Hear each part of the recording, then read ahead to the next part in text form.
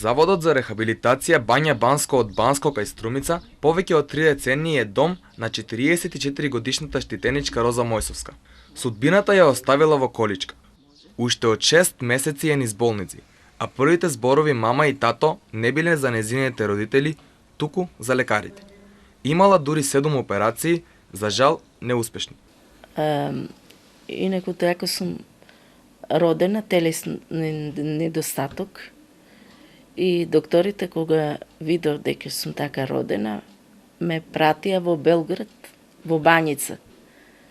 Таму престојував 9 години. Во заводот се школувала и тука се и незините најблиски пријатели, секако и пријателката Тоше, која и помага во секојдневните активности. Но, овде исто така ја нашла својата смисла на животот, љубовта кон Бога. Иако прво му била лута на Господ што ја ставил во количка за цел живот, благодарение на една група американски волонтери и разговорот со нив, сватила дека секој човек има свој хендикеп кој не мора да биде телесен. Прифаќањето на оваа мисла и отвора една нова врата во незиниот живот. Вратата од незиното ателје. Денес Роза е позната во Македонија како редок случај на сликар кој твори со уста, а талентот го открила многу одамна. Тогаш имав 7 години и бев правена на рацете операција, а учителките сакаат да направат честитки затоа што беше празник, ден на жените 8 март. И тогаш сите деца цртаа честитки, а јас исто сакав да цртава, но не можев. И мојата желба, мојата упорност беше да пробам и јас нешто да нацртам. И јас зедов бојцата во уста и нацртав цвет.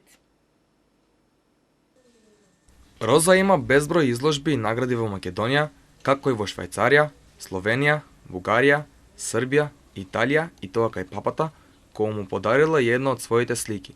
Невообичаеното творење со четката и го носи и членството во Светското здружение на уметници кои сликаат со уста или со нозе, од каде добива и стипендија за усовршување на својот талент.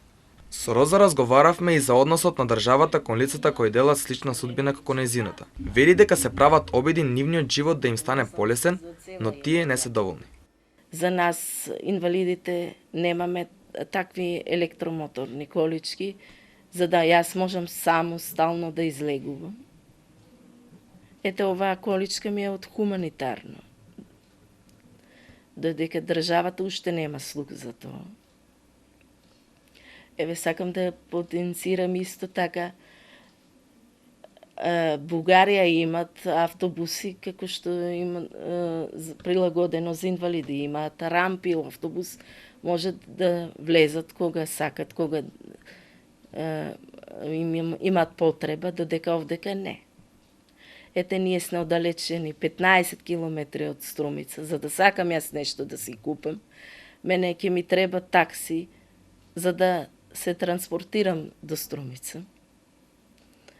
А додека здравиот човек може да се качи и у автобус и за 20 динара, а таксито мене ќе ме кошта да се вратам и да влезам 400-500 динара.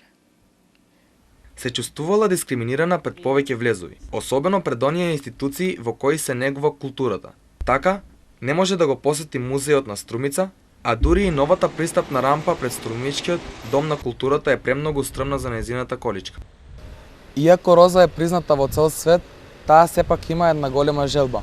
Овие скали пред незината општина да бидат приспособени со пристапна рампа за незината количка.